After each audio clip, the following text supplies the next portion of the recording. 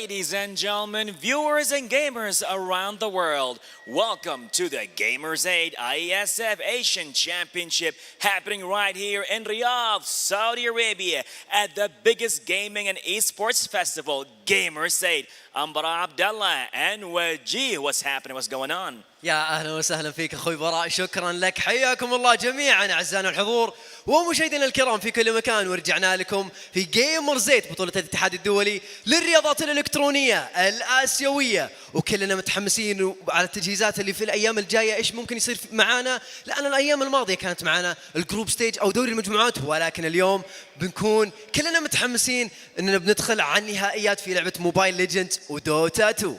Ladies and gentlemen, as Wajih has just mentioned right now, the last 2 days were phenomenal. Today, we're going to be the playoffs. We're going to see what's a lot going to happen here on this very own stage, a very own arena for esports, all together with skill, strategy, and sheer adrenaline taking place here at the Asian Championship.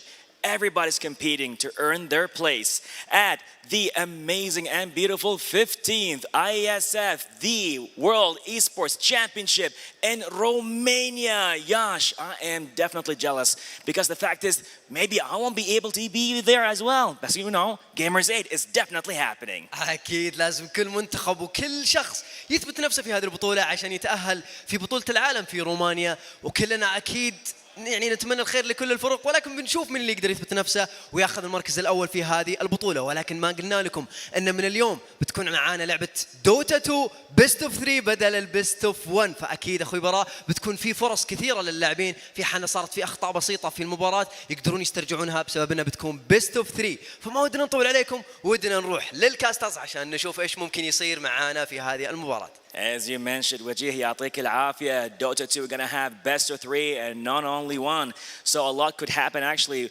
with that. And now, ladies and gentlemen, we're going to pass it on to our amazing, phenomenal casters. Take it from here.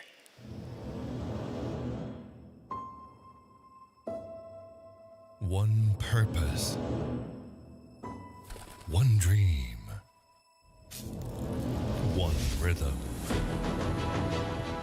One step closer to glory. Enemy spotted. They say history remembers the winner. So who will be the ones writing the future?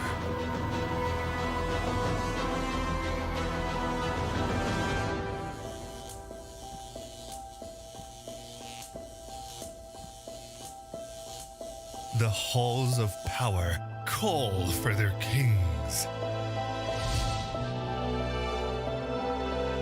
The ones who won't back down. The ones who believed.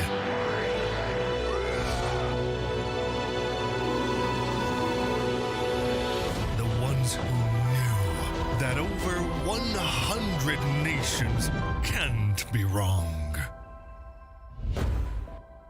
Join the fight between August 24th and September 3rd as Yash becomes the world's esports capital.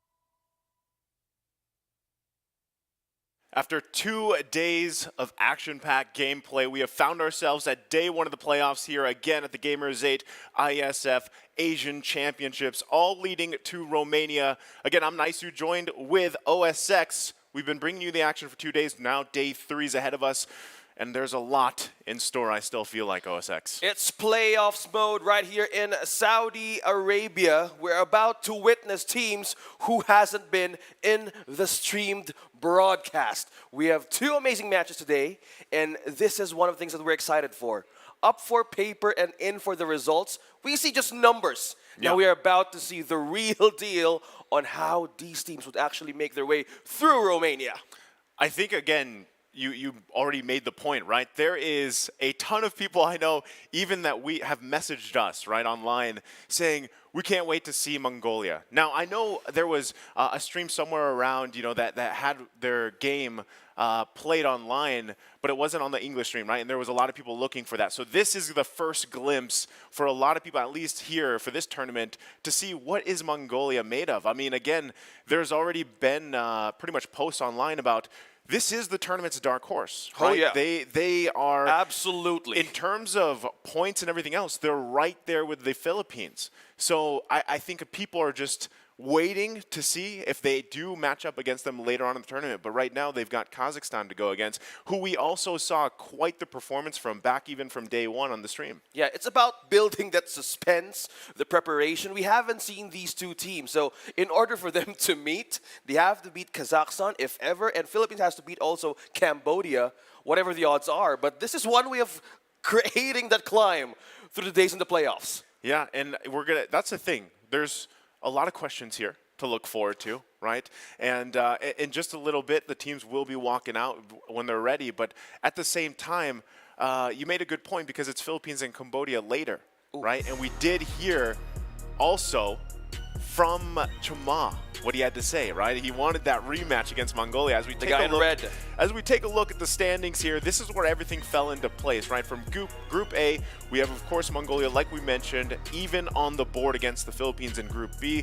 Then Cambodia, second place there with 4 points. Nepal had 2, and UAE, they were out. Now, also, I think we'll get a closer look at exactly what happened in the last chance game, which happened last night off stream as well. We'll take a look at Group B. Now Group B standings here. Yeah, and to see all of what's happening, Philippines standing There it is. at first with 6 points, no losses. Kazakhstan at 4, KSA at 3. Better late than never, so securing their spot also for Romania. Yeah, and that's the thing, right? When you look at just how the group stages went, I would say there was some, teams that had these expectations for a lot of people around the world watching, knew that they would fall into maybe some of those, that #1 spot. But that's why I'm saying the dark horse from Group A, Mongolia, I feel like naturally people were thinking it might be Cambodia that was there, right? Yeah. Now we're going to look at the brackets here again for the playoffs and how this is all going to be sorted out, right? Starting today with match #1 here, Mongolia and Kazakhstan. This is already going to just open the day on a blaze, basically, right? Because, like I said, there is so much hype around this Mongolian team, and Kazakhstan has their work cut out for them, but they have the tools they need. And the second match today, OSX. Yeah, we have Philippines versus Cambodia. We've seen how things turned around yesterday for this team, and the play style and identity keeps on growing in every matches. We have a lower bracket. We have match 3 for the coming matches. But this is a developing underdog story that we can witness today. Yep. So for me, Mongolia, right now, we just can't wait to see how they perform right here in our live arena against Kazakhstan. We've seen how Kazakhstan did in the first day against KSA. Yep. Amazing 3 games. That's the best way to start their own IESF journey. But to think Mongolia, I'm considering as the guys like work hard in silence and make or let the noise be your success.